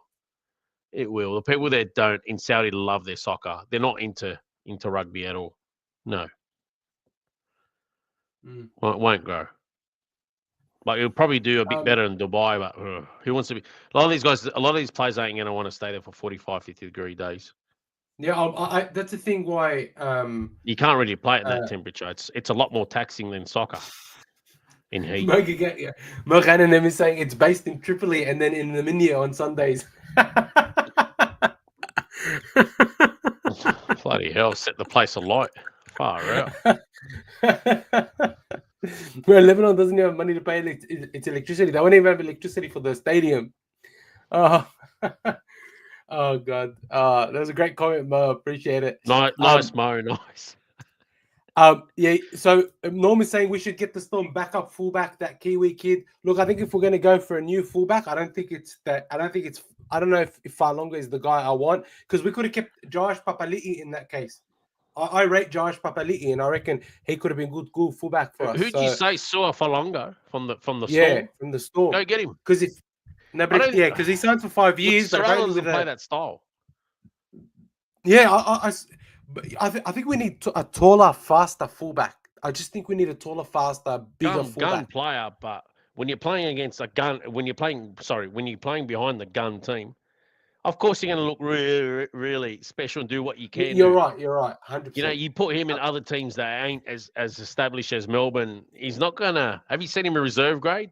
He doesn't do what he does playing behind Melbourne. Honestly, who's watched him playing reserve grade for Norths? Doesn't he near as do as what he does when he hits first grade for Melbourne? You know, he's not going to get. He's got to find a team that's going to do what Melbourne does for him. So, will he fit the bill at Canterbury? I don't think. Personally, I don't think you need him. I'll take back what I said earlier. Someone's proposing Buller from the Tigers. Mo's saying he's got the same manager as Galvin. Buller will be good. Buller's one of my favorite fullbacks in the game. Silky smooth, tall, skinny. He's still growing as a player. His body's still He's growing. off contract as well. There was something about his contract recently that was up in the media. So I mean, it could be interesting to see what happens with Buller. But Tigers, I don't reckon it will happen. But Tigers want him. They got to be prepared to pay. They're not going to get him for unders because I'll tell you now, he'll have a lot of suitors. A lot. Yeah. He'll get $1 million. Silly to try and get him for unders. It'll cost us $1 million. But something that Tiam is mentioning. So Critter to fullback, Burton to centre, Woods to 7, Galvin to 6. Look, I see that working too. To be honest, I don't know long term throughout the season whether Critter can be the fullback. Yeah, so I don't know. I'm interested to see what happens. T's mentioning I don't think size matters for fullback. Look at KO Weeks. Yeah, but KO Weeks has blistering speed. KO Weeks has incredible, phenomenal, unbelievable, explosive speed. Tracy just does not have that. Does Suafa'alonga have that? Yes, he does. Can he be the KO Weeks of the Bulldogs if we were to sign someone like him? I do think so. I think it could work. But yeah, Eddie's saying, we've got Kade Dykes. He had big raps on him, but he's had multiple injuries. So I don't know if he's going to have the same speed. Yeah, he will lose the speed just like Tracy did because of the multiple injuries. But still a good call. With that, I think we've sort of come to a bit of a conclusion on the Bulldogs. What I do want to talk about very quickly is just some stuff in the news. Dibbo, I'm sure everybody's heard by now. Hasler's gone. Hannah's been named as the Titans coach. Quick question, 30-second answer. Does Hasler get another chance in the NRL? If he wants it, of course. Do you think so? Yeah. But I'll be honest here. Blood the new talent. Honestly, we can't keep going back to look at Wayne Bennett. He's 137 years old, and they're still utilising him for South to finish 11th or 12th. Yeah, sure, he's stable, but he's on around for another 2 years. Blood the new talent. I hate it when they say there's no coaches out there. You won't know if you don't give them a go. It's always the same recycled coaches are getting a go again and again and again. Yes, I'm glad Josh Hannah is getting a run. I'd love to see Blake Green take over Newcastle. I'd like to see Willie Peters come back from England. He's doing a good job there. Yeah. Does Slamming Sam have it from England to take over from Wayne? I don't know. His character, I don't think he's got the poise. He's a bit erratic as a player and post-playing career, especially post-playing career. Look, that shows he's got the goods, but look, maybe it's gone beyond him. Yeah, maybe. I won't mind if he doesn't. I love for Des to go off into the sunset, but I think he likes the challenge. He's like Wayne; he doesn't go away. I remember Des when he was a player. I feel like he still has something to offer. I agreed, Elmo. I 100% agree. I just feel like let's blood the new coaches. Look at Cam. Got given a go. Look at him. Look at Riles. Some will be hit and miss. Like Barrett was hit and miss. All right, see you later. He's still sticking around like a bad smell. Riles got his go now. How good's that? There's a few around like Ben Hornby. Yeah, I think Ben Hornby could be a good one. Ryan Carr, the one, he's left assistant at St. George to try his luck in England. He might go good there and get an opportunity in NRL in the future. Brad Arthur's another one that I think has in his contract, if he gets offered an NRL gig, he can come back from the Super League. Yeah, but he's been around for 15 years. I love the whole Blake Green. You know what I like about Josh Hannah and Blake Green, for example? They were first graders of note. Yeah. Of note. And they're younger. You know, I think they bring a new energy. Yeah, but they had a good distinguished first grade career. Like Blake Green won a premiership at Melbourne, if you remember. He played for like 6 or 7 different clubs. He played about 200 games. Hannay played in the grand final. He played for Queensland. He played close to 200 games. They were both around the game for players for over a decade. Like in Blake Green's case, about a decade and a half. I think Blake Green's an astute mind. I liked him as a player. I thought he was a very smart player. I like what I see against Josh Hannay. What about give him a go? We won't know. What about John Morris? I thought John Morris was hard done by. I reckon he could be a good first grade coach. Yeah, he's another one. Yeah, look, he's there. He's there. He can give it another Tigers, go. I think. Yeah. I like how. Look, I'll give Jason Taylor credit. He's an astute mind, and he stayed in the game, but he stayed as an assistant. I think he sees himself as this is his attribute. He was a decent halfback in his days. Coach, I reckon. Who? I don't think he has the character. Exactly. So I think he's identified himself where he can be an important cog in the team. And because he's coached first grade before, it helps. And if something was to happen to the coach, like he got sick, he's not well for that game, or let's say, all of a sudden Cam got let go, for example, or there was some mid-season crisis, he left, JT can step in for the half a dozen games with ease. He won't be beyond him. He's not like Barrett. Remember Barrett? He was a fantastic player. I think Barrett goes better as an assistant than leading. And I know he still has ambitions. It might come back and work for him. He's not lost to the game. That's what I like to see. They're not lost to the game. But when you're people like Des, you can't play second fiddle, because Des he's played the cowboy, the chief, in the coaching sense for 2 decades. That's it. It's either he continues being the chief or he rides off into the sunset. I think it's probably time if he doesn't want that challenge anymore, he rode off into the sunset. What about Justin Holbrook? I know. I thought he was. He look, for me, he's good for another go. He was only around the game. He was only coaching for about 4 or 5 years. I thought he was very good at the roost. He's an astute mind. I think he deserves another go. And if he doesn't, he shouldn't be lost to the game. He's good as an assistant as well. Mm. I think we got the valley out of the I think we got the valley out of the Bellamy's, the Haslers, the Bennetts, the Sheens over the years. We got the good valley out of those guys. We were blessed to have them for so long. I reckon. What's his name will be a good coach too. Matt King. He's been an assistant coach for about 10 years now. I reckn he'll be a great. I think he's following down the same path. Yeah, I think he's following down the same path as Jason Riles. He's earned his stripes. I mean, Riles as a player, I thought was a bonehead, absolute bonehead. Remember how many penalties? He seemed like a dumb prop. It just seemed like a dumb prop, but he's. You want to laugh? He was actually a halfback that grew into a prop. Bro, grew into a prop. Did anyone see him pass the ball? He could pass. Yeah, he's 6'4", 6'5". He's about 6'5". I think he was 196 centimeters. He was a massive forward. Big boy. I don't know how his character is now. Barrett needs another slap from Nathan Brown. Remember that? Oh, I remember speaking to Tomo, and Tomo's no longer with us. Tomo reckons he should have dicked him. Tomo reckons he should have launched him one. Do you remember how Tomo pulled his jersey back and gave attitude to Brown? He was like, Tomo goes, he should have probably dropped him. Because I wouldn't have loved the coach putting his hands on me either, in a professional sense as well. Should have dropped him. He'd never get sacked if he'd dropping his coach. Coach would have deserved it. There would have been no basis to sack him. Say hello to the young fella for us. Have a good one. Jamie, pleasure having you. Hopefully the dogs do it for you. I want to ask a very quick question to you, Dibbo. What did you think of the work that Critter did on Pappenhausen's face? Did he deserve to get suspended, or do you think it's play on? Look, it's all a blow up. Like, it's all like he stuck his. It's happened. It happens every game, probably 50 times. Fair income. Someone's hand goes against someone's face. Did it look intentional to you? I've Yeah, done it, and because my hand went there, it wasn't mean my hand's there. I've got to quickly move out of the way, and he just in the heat of the thing. It's like he intentionally raked him on the face and kept going like this. No, just trying to get him, and his hand just went there. It's a blow up. Look, They've if slowed it Burton got really it, down.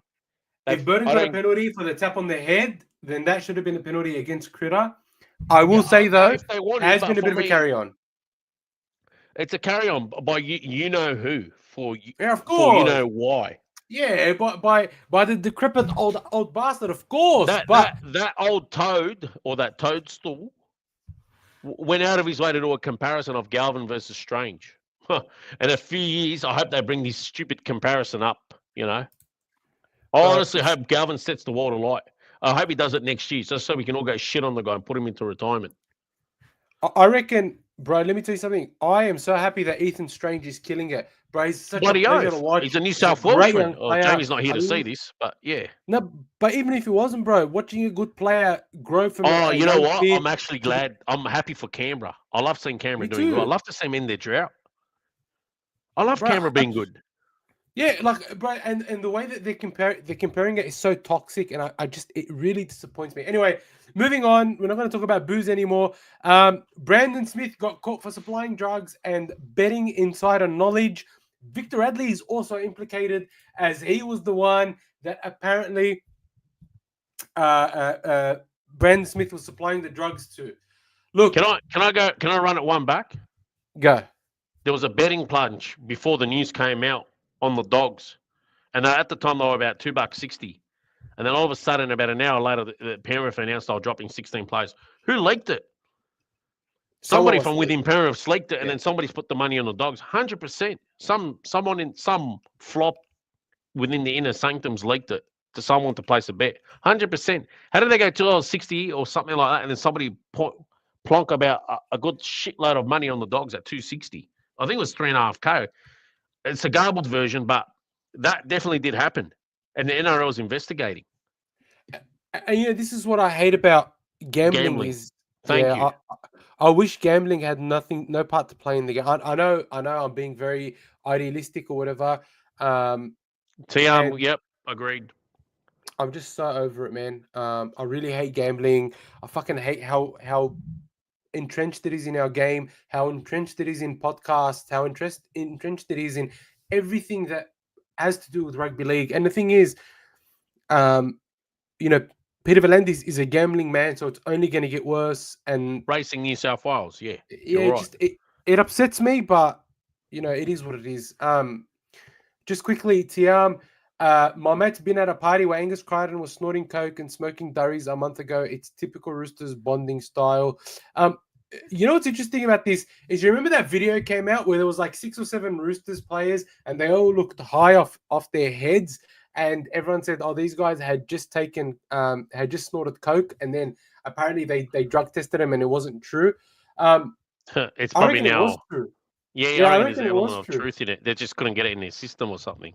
Yeah, because coke only lasts 48 hours or something apparently. Oh, I don't know. Yeah, I mean, I did all this research when Fox got done last year, and I started like doing all this research and stuff like that.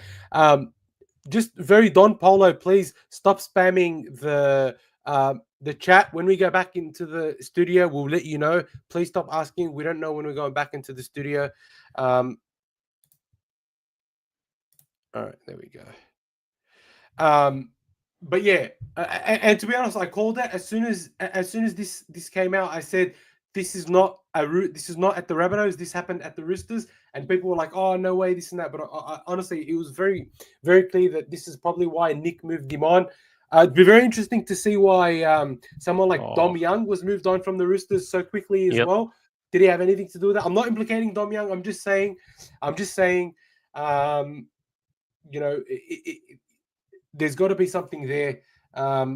It's a shame, but if he is caught, I hope he gets at least 9 weeks. Just about as many games as Ezra Mam got, and no more, because I think that as bad as it was, it wasn't as bad as what Ezra Mam did. And so if he gets more of if he gets suspended worse than what Ezra Mam did, I think it's an absolute joke. And because I think everything that happens moving forward, everything that a player does moving forward that brings the game into disrepute needs to be judged against Ezra Mam. That's my honest opinion. It needs to be judged against Ezra Mam because Ezra Mam, what he did was unforgivable.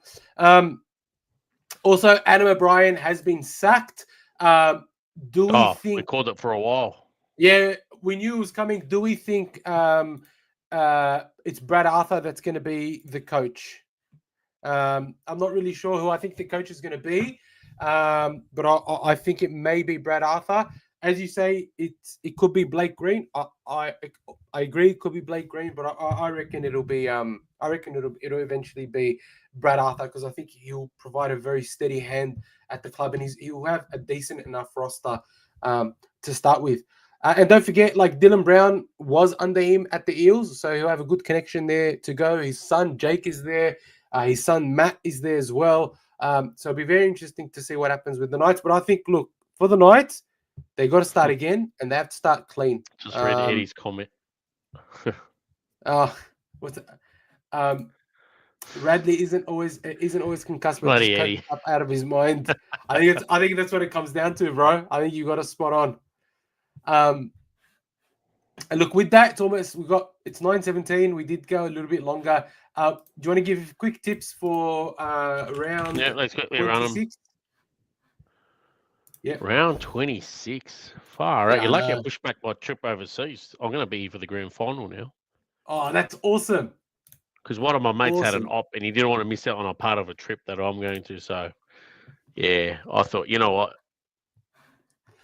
All right, we'll skip straight past the Dogs. Dogs should win here. Warriors against the Eels at Go Media Stadium. Let's have a look at the team list. Warriors. I'm actually going to turn it around. Even though Para are playing some hot footy, they need to turn it around. Warriors, they need to. If they don't win here, they're going out in straight sets. If they make the top four, I'm going to go Eels. You know what? I'm going to change. Well, can I have a look at the lineups again? I'm probably going to change my tip now. I just saw something. Can you see my screen? Yeah. Can you scroll down to the forwards? Oh, wow. Vormoga's starting prop. Why? Why is Leka Halasima on the bench? He was setting the water light. Because I think what I reckon ends up happening is Tanistow Smith will start and Valmunga will go back to the bench. That's what they did last week, I think. They're missing a few halves. They're suffering in the halves. I'm going to stick to far out. I'm going to stick to the Warriors. They need this. Look, I'm going to go Eels because I'm just. Yeah, I know. I want to, but let's give the Warriors a chance. A close one. Eels, Warriors in a close one. 6. Warriors. Yeah, that's fair. Yeah, I mean, Warriors is a strong shout. Look, they'll be desperate. Warriors by hot hometown decisions. There, done it. Remember what I said. All right. Then we've got Roosters and the Storm. I think. How many outs are we looking? Not now. Far out. At least I'm going to go Roosters because Storm are resting too many key players. Look at their lineup. They're resting players and look at their lineup. And Will Warbrick came back on the weekend. Yeah, he should be. Oh my God, Munster's playing. Far out to Kamanu. I'm about to change my mind again. Keep going. There's no Josh King, but Learo's playing. Pezzett. what a player Pezzett is. Nelson. Shit. Fantastic. Yeah. Far out. This one's a tough one. I want to change my mind and go Mel. I'm going to go Roosters. I'm going to back myself on the Roosters. Poosters. Let's go the Poosters. I'm going to go Storm, but in a very close one. Let's go the Cokesters. Anyway. I'm going to go Storm in a very close one. Tigers and Raiders. Faders. Yeah. The only one that's that bubble burst, that one annoyed me. Tigers annoyed me last week, how they finished. Yeah, that pissed me off. I thought, wow, they're in the mix for the finals. They pissed me off. Yeah, Savelio Tamale's in for Xavier Savage. I think that's the only thing. That's the only change for the Raiders. And for the Tigers, Adam Dway, he's out for the rest of the year. He's fractured. I think he's fractured his cheekbones or something.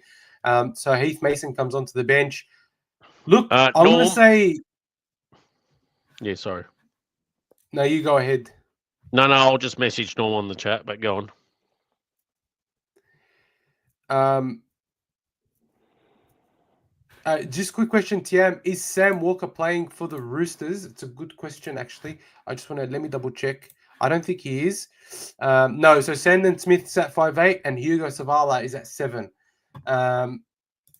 Yes, I'm going to stick to the Storm. I'm going to go Raiders. Actually, I think it's going to be closer than we think. I think the Tigers will come out and still have a good game. But I think it'll be the Raiders. Raiders. If they lose here, whoa. That's it'll be a big loss. But you never know. They may go easy. Who knows? Because they've sort of cemented first spot. Eagles and Dragons. I like the way the Eagles played last week. Yeah. Hopefully the Dragons ruin it for them. I'm going to back my team. Come on, St. George, win this one. For the one I finally back them. I think they want to finish the year strong. Last week against South. I actually tipped South by 20. Because, man, we remember against the Warriors, we lost another 3 forwards. Yeah. All of a sudden, you had an 18-year-old starting second rower. And he started against South in the second row as well, 18. And he killed it. He killed off. Huh? He killed it.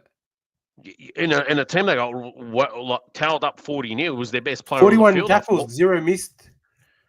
I thought he was their best player, only 18. Anyways. You're talking about Helen Gahu, yeah? He's starting again. Yeah, you know what? Fantastic. Latu Amanoid left us because Flanagan did stick to his word. He said, I'm debuting all the youngsters this year. And he has. Loco. And they've been your best. Stewart, Egan, Halangahu, the centre Buchanan. They've all debuted. Nick Tsurangas. Nick Tsurangas, and Latu, just as talented as all of them, if not more. Anyways. Shame. I'm going to go Manly by 4 points. Manly by 4? Only because they have more to play for. Honestly, that's the only reason. The bed.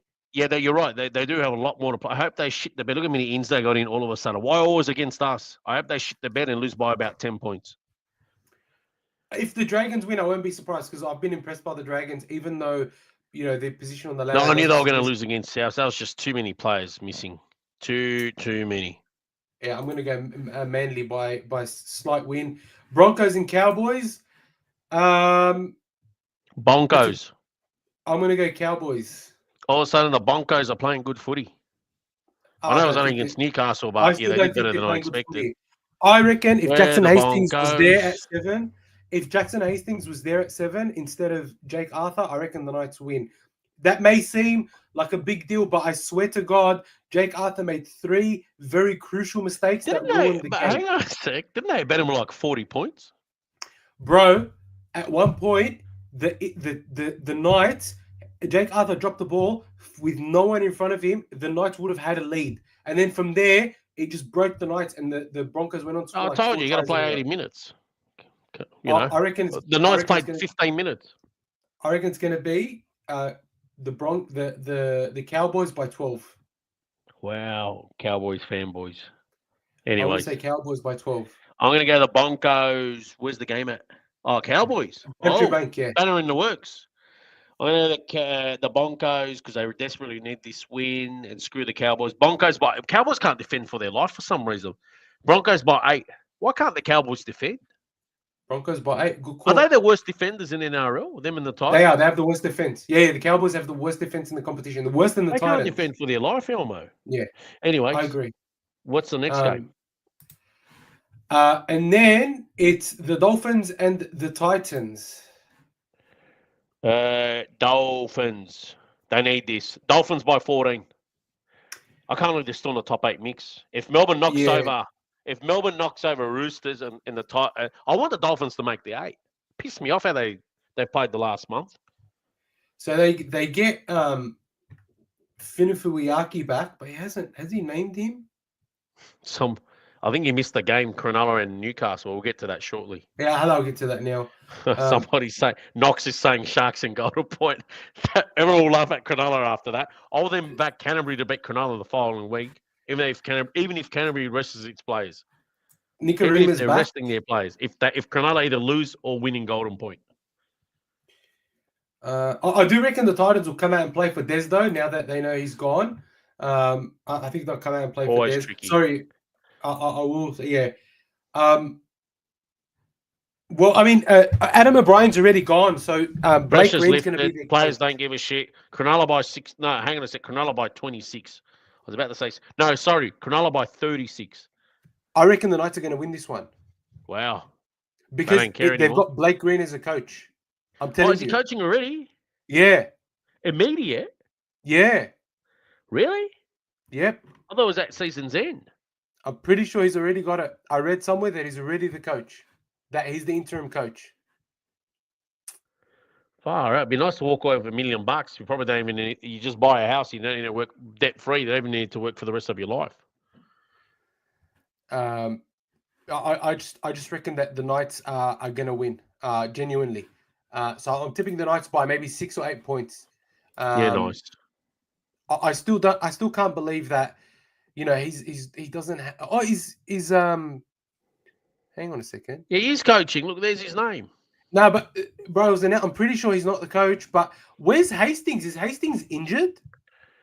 No. He doesn't even have him on the extended bench. Like, what the fuck are you doing? Oh, he bro? might be. Keep going. No, he's not even there. Yes, there you go. I'm going to check something.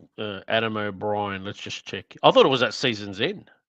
I did too, but I read a couple of different sources that said that Blake Green's taking over immediately. Oh, let's find out. I still reckon the Sharks are, after a bye, they're no good. I reckon the Knights will get them in a really big upset, in my opinion. I could be wrong, but that's just my opinion. No, there's nothing yet. It We'll looks like I don't know. We're just assuming he's still coaching. So I'm let's assume going to he's still still say coaching. Sharks by 36. If he's still coaching, Sharks by a lot. If he's 50. not coaching, I reckon the Knights will win. And then I think Titans will win against the Dolphins. I think the Dolphins are too injured. They're too injured and too tired. Yep. And the Titans have Des to play for. That's my opinion. Anyway, with that, it is 9:30 almost. We have been here for just under 2 hours. Yeah, I'm listening. Oh, sorry, I was looking at the wrong screen. So I'm still trying to find out about Adam O'Brien, but anyways. We love you all. Norm said he would love to do a podcast lunch. I would also love to do a podcast lunch. If there is interest, feel free to reach out or let me know. Maybe in the next podcast, I will do a poll to see if there is real interest for a podcast meetup. Because I know how these things happen. We set them up, we organize the restaurant, we do all this stuff, and then no one rocks up, and it's a waste of time for everybody. I don't really want to do that and waste my time. And lunch is good. You don't really need a booking. Just go for casual dining somewhere. Yeah, look, I'd love to go for a lunch somewhere and then watch one of the finals games together. Maybe not the Dogs one, because I might actually fly down to that game. Go, Mookie, go. I wish Mookie would reveal who he supports. But I'm telling you, he's probably like a Tigers or an Ill supporter or something. So a team that has no chance of making Tigers never make. Yeah, imagine he's having a go at you. But Tigers. When was the last time the Tigers made the finals? Was some people not have even been born? 2011. So in about 30 years, they've only made the finals like 2 or 3 times, including that. Like that, yeah. The biggest miracle, I'll tell you now, the biggest miracle in grand final premiership for the last 50 years is their one in 05. Yeah, 100%. Everything went right for them in the run in the finals and in the grand final. And then the next biggest fluky win in the grand final was 1969 when Balmain Tigers won the great heist. They kept taking dives and slowing down the game against Souths. So yeah, two premierships in 60 years. What a club! I know, great club. Yeah. 2 in 60. Sorry, I rephrase it. 2 in about 75 years. What a club. Shit club, shit fans. Anyway, I'm telling you, everybody. 05, and then you go 1969, and then I think you probably go West 52, and then Balmain somewhere in the 40s. It's been a while. It's about 2 premierships in about 75 years. Or 3 if you want to count West. Honestly, it's an almost non-existent club. They're just there to make up the numbers. 100%. I'm telling you, in the last 75 years, West won 1, Balmain won 1, and then West Tigers the merger. It's a nobody club. I hope there's some of their fans are watching this because I've said nothing wrong. 3 in 75 years across 3 clubs. No, I'm with you. I agree with you. FIFA Clips, please don't spam the chat, bro. We love you, and we've been here for 2 hours. Come earlier next time. Anyway, Tiamra saying Elmo should be a shisha session. Honestly, if there's real interest, I'll organize it. I have no problem. Like, if we can get 10, 15 people to rock up, voila, I'll organize it. It's not a problem because it'll be a mad laugh and we can organize a place to watch the games together. It's not a problem. But I know how these things go. People don't rock up. So that's my only concern. But with that, it is time to say good night. We will be here next Tuesday. There is more content coming out this week. I'm going to be recording some videos, some shorts on YouTube, heaps of stuff on Instagram as well. So follow us on all the socials. Please give this video a like. Thank you everybody for staying with us this whole time. If you support the dogs, up the dogs. They're going to smash the C team Panthers. If you support anybody else, I hope your team goes well. Unless you're a Broncos supporter, I hope the Broncos get smashed. Have a good night. Thank you very much, Dibbo, for your time, and thank you everybody for joining us. All good. Thanks, legends. Love yous all. See you guys. Have Thank a good you. night.